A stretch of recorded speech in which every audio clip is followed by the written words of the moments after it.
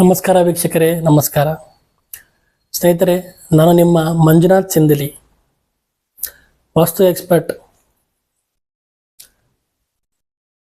ಸ್ನೇಹಿತರೆ, ಇವತ್ತಿನ ಸಂಚಿಕೆಯಲ್ಲಿ ಮನೆಗೆ ಬೋರ್ವೆಲ್ ಯಾವ ಮೂಲೆಯಲ್ಲಿ ಯಾವ ದಿಕ್ಕಲ್ಲಿ ಆಗಬೇಕು ಎಲ್ಲರಿಗೂ ಗೊತ್ತಿರುತ್ತೆ.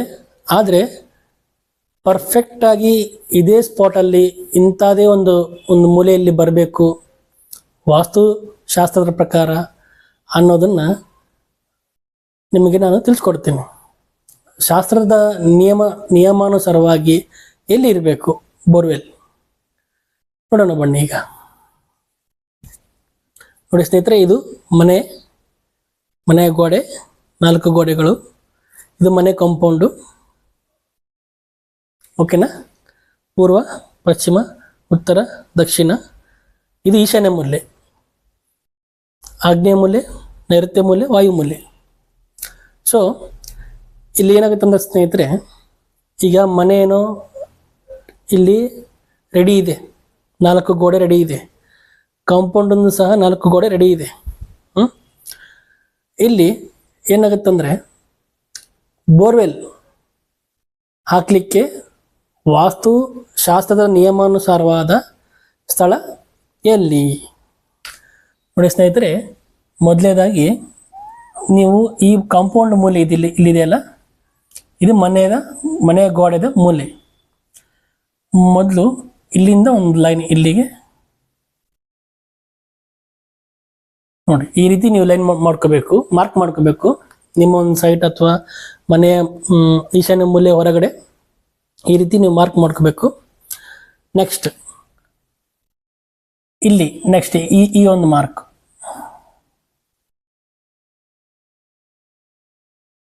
ಓಕೆನಾ. ಇದು ಕೂಡ ಒಂದು ಮಾರ್ಕ್ ಲೈನ್ ಆಗಿ ನೋಡಿ ಸ್ನೇಹಿತರೆ. ಈ ಒಂದು ಮೂಲೆಗೆ ಇಲ್ಲಿ ಒಂದು ಲೈನ್ ಹಾಕ್ಕೊಳ್ಳಿ, ಈ ಒಂದು ಈಶಾನ್ಯ ಮೂಲೆಗೆ ಇಲ್ಲಿ ಒಂದು ಲೈನ್. ಯಾಕಂದ್ರೆ ಇಲ್ಲಿ ಪಿಲ್ಲರ್ಸ್ ಬಂದಿರುತ್ತೆ ಸ್ನೇಹಿತರೆ, ಇಲ್ಲಿ ಏನಾಗುತ್ತೆ ಪಿಲ್ಲರ್ಸ್ ಬಂದಿರುತ್ತೆ.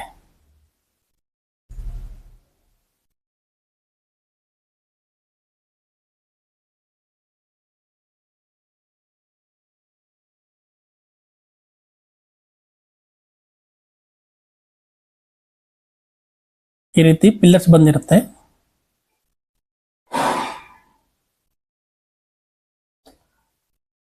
ನೋಡಿ ಸ್ನೇಹಿತರೆ, ಮನೆಯ ಈಶಾನ್ಯ ಮೂಲೆಯಲ್ಲಿ ಮನೆಯ ಗೋಡೆದು ಪಿಲ್ಲರ್ಸ್ ಬಂದಿರುತ್ತೆ. ಸೊ ಇಲ್ಲೇನಾಗುತ್ತೆ, ಕೆಲವರು ಏನು ಮಾಡ್ತಾರೆ, ಈ ಮೂಲೆಯಲ್ಲಿ ಬೋರ್ವೆಲ್ ಹಾಕಿರ್ತಾರೆ. ಈ ಮೂಲೆಯಲ್ಲಿ ಯಾವುದೇ ಕಾರಣಕ್ಕೂ ಬೋರ್ವೆಲ್ ಆಗಬಾರ್ದು. ಯಾಕಂದರೆ ವಾಸ್ತುಶಾಸ್ತ್ರದ ನಿಯಮಾನುಸಾರವಾಗಿ ಆ ಮೂಲೆಯಲ್ಲಿ ಬೋರ್ವೆಲ್ ಹಾಕಿದರೆ ನಿಮ್ಮ ಮಕ್ಕಳಿನ ಎಜುಕೇಷನ್ ಪರ್ಪಸ್ಸು ಅದು ಅಭಿವೃದ್ಧಿ ಆಗಲ್ಲ. ಮಕ್ಕಳಲ್ಲಿ ಒಂಥರ ಸಿಟ್ಟು ಜಾಸ್ತಿ ಬರುತ್ತೆ.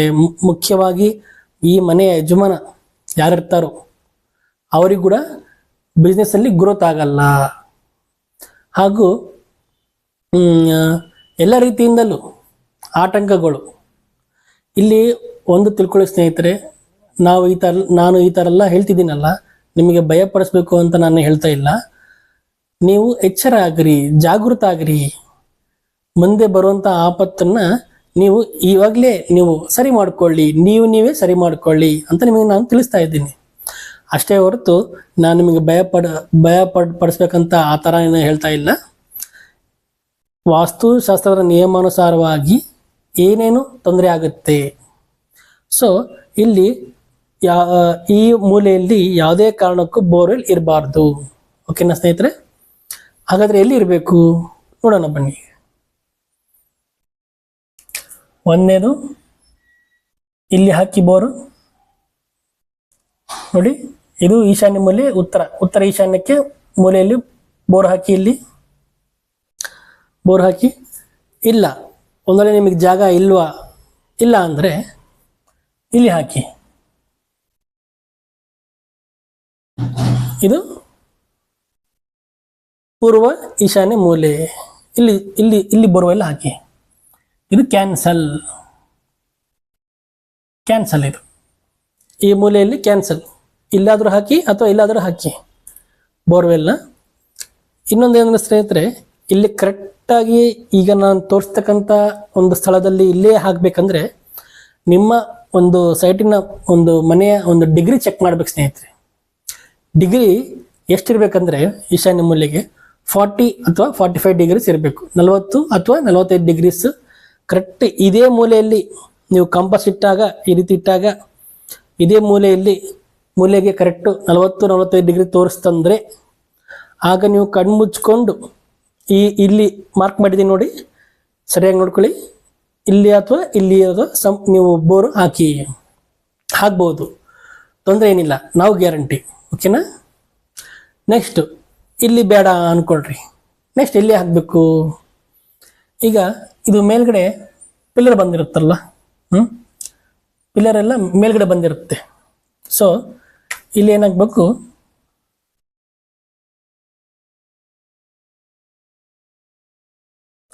ಕರೆಕ್ಟ್ ಇಲ್ಲಿ ಹಾಕಿ.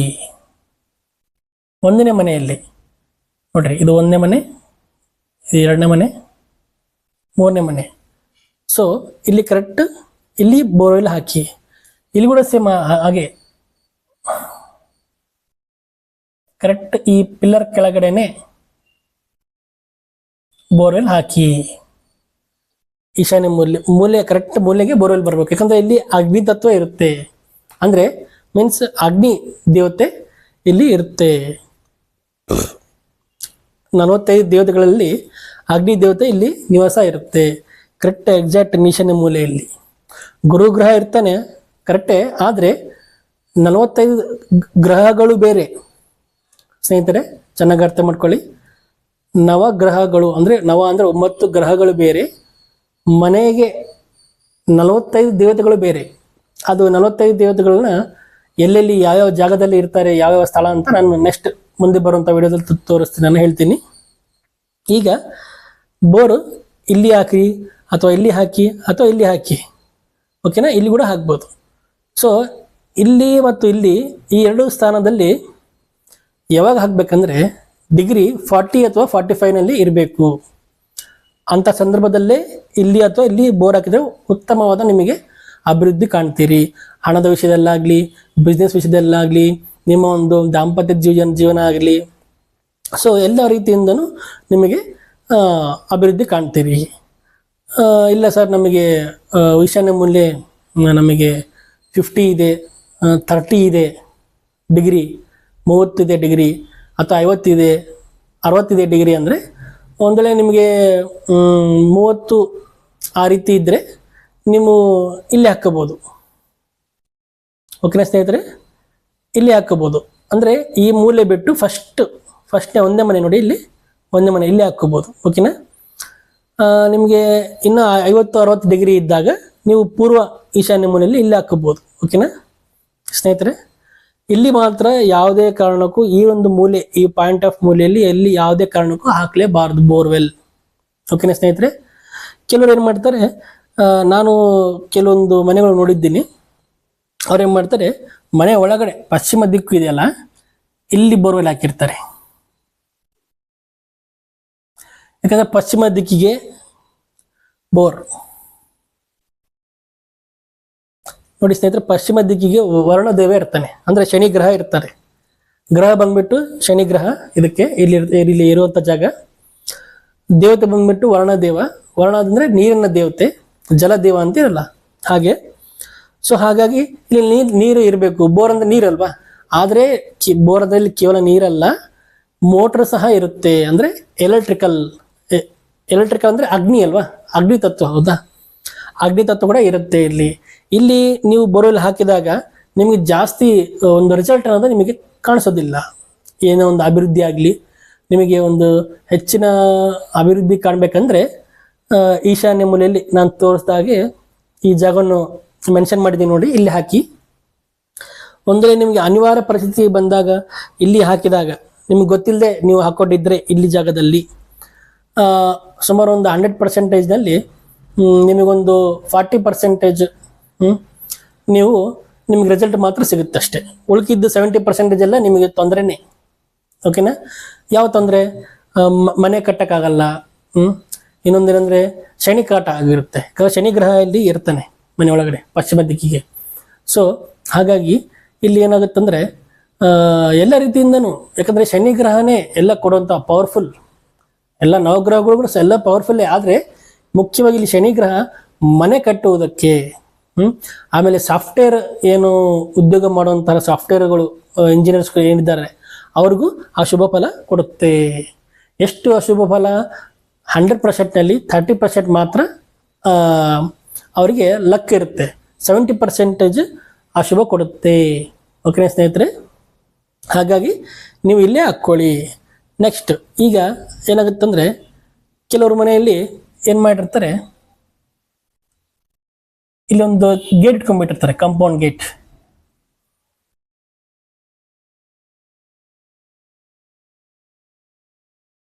ಇಟ್ಕೊಂಡ್ಬಿಟ್ಟಿರ್ತಾರೆ. ಸೊ ನೋಡಿ, ಇಲ್ಲಿ ಬೋರ್ ಹಾಕಿದ್ದಾರೆ. ಇಲ್ಲಿ ಬೋರ್ ಹಾಕಿ ಇಲ್ಲಿ ಒಂದೇ ಇಲ್ಲಿ ಅಥವಾ ಇಲ್ಲಿ ಬೋರ್ ಹಾಕಿದ್ರೆ ಇಲ್ಲಿ ಗೇಟ್ ಬರುತ್ತಲ್ವಾ. ಗೇಟ್ ಇಟ್ಟಾಗ ಏನಾಗುತ್ತೆ, ಇಲ್ಲಿ ಇದಕ್ಕೆ ಶೂಲೆ ಆಗುತ್ತೆ. ಈ ರೀತಿ ಇರಬಾರ್ದು. ಓಕೆನಾ ಸ್ನೇಹಿತರೆ?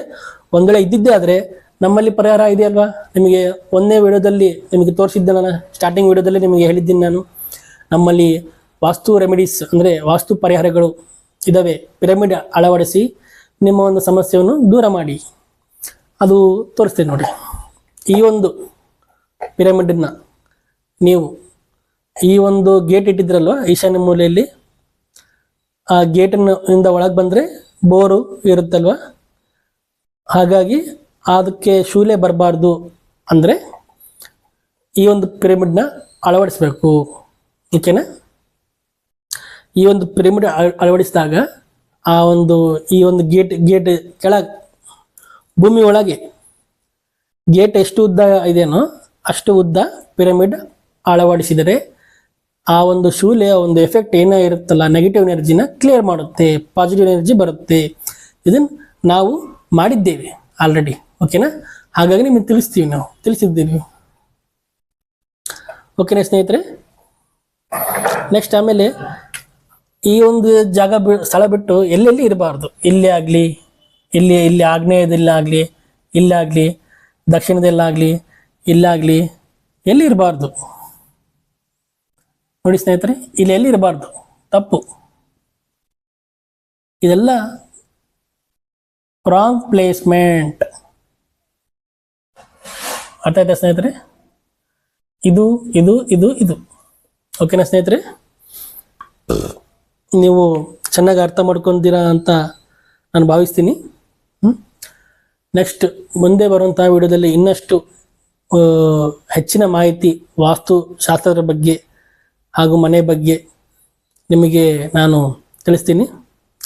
ಈ ವಿಡಿಯೋ ನಿಮಗೆ ಇಷ್ಟ ಆದಲ್ಲಿ ಈ ವಿಡಿಯೋನ ಚಾನಲ್ನ ಸಬ್ಸ್ಕ್ರೈಬ್ ಮಾಡ್ಕೊಳ್ಳಿ, ನಮ್ಮ ಚಾನಲ್ನ, ಹಾಗೂ ಲೈಕ್ ಮಾಡಿ, ಶೇರ್ ಮಾಡಿ, ಬೆಲ್ ಐಕಾನ್ ಪ್ರೆಸ್ ಮಾಡಿ ಅಂತ ನಾನು ಹೇಳ್ತಾ ಈ ವಿಡಿಯೋನ ಇಲ್ಲಿಗೆ ಮುಗಿಸ್ತೀನಿ. ನಮಸ್ಕಾರ.